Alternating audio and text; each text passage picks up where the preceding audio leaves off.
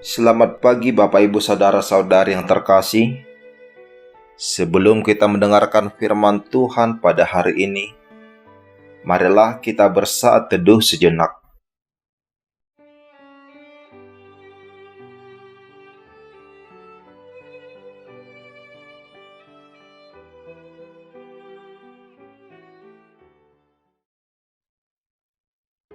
Amin.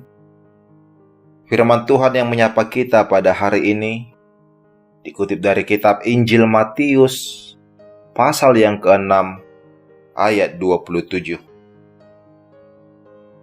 Siapakah di antara kamu yang karena kekhawatirannya dapat menambahkan sehasta saja pada jalan hidupnya? Dalam bahasa Batak dikatakan, ise hamu marhuaso pagadahon ari-arina nanggo sa astaga jangna. Anggotung sian pakol sohon ni rohana. Demikian firman Tuhan. Saudara-saudari yang terkasih, pernahkah kita khawatir di dalam kehidupan ini? Mayoritas dari kita pasti pernah menghadapi kekhawatiran. Baik itu khawatir karena masalah ekonomi, baik itu khawatir di dalam pekerjaan, keluarga, dan sebagainya. Tetapi apakah kita pernah menyadari bahwa ternyata kekhawatiran kita itu adalah sebuah kecemasan yang berlebihan, tetapi belum tentu akan terjadi seperti yang kita bayangkan. Sikap overthinking membawa kita berpikir terlalu jauh dan membawa kegelisahan di dalam hati kita. Jika ditanya kepada kita, apakah yang kita dapatkan di dalam kekhawatiran tersebut? Apakah akan hadir kebaikan? Kesejahteraan? Bukan. Tetapi kita hanya akan mendapatkan kerugian dari sikap kekhawatiran tersebut. Kerugian yang pertama adalah pengaruh terhadap kesehatan dan mental kita. Ketika kita khawatir, maka hal itu akan menambah beban hidup, pikiran kacau balau, menyiksa kita dengan kegelisahan, rasa takut menjalani kehidupan, dan berujung pada stres. Kerugian yang kedua adalah pengaruh terhadap iman dan spiritualitas kita.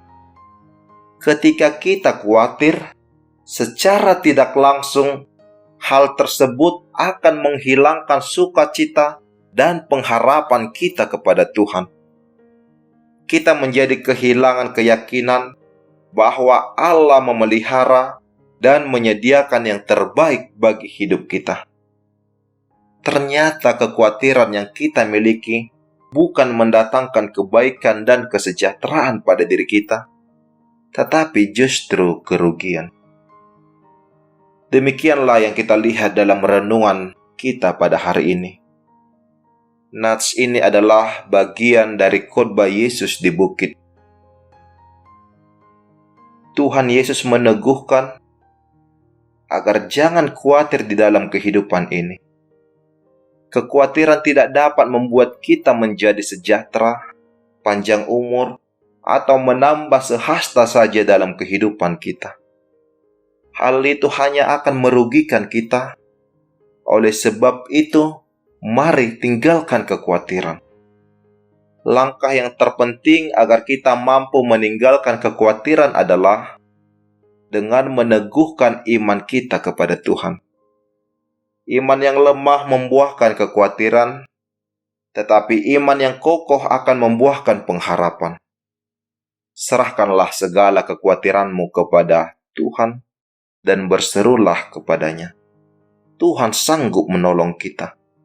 Allah menciptakan kita dan Ia juga yang memelihara hidup kita. Tuhan tidak akan melepaskan dan membiarkan kita begitu saja. Oleh sebab itu, perteguhlah iman di dalam menjalani kehidupan.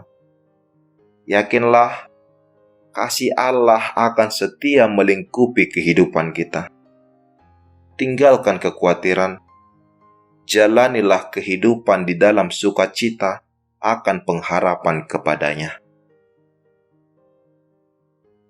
Amin. Kita berdoa.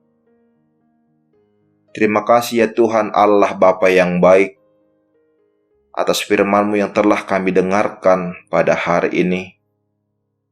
Firman-Mu yang mengajarkan kami Tuhan, agar jangan lagi khawatir di dalam kehidupan ini.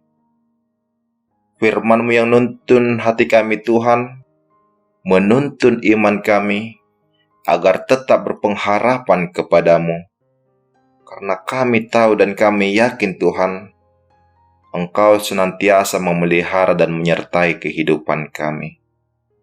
Bantu kami Tuhan, untuk meninggalkan rasa kekhawatiran yang melingkupi kehidupan kami, tetapi kami mampu hidup di dalam pengharapan akan kuasa-Mu.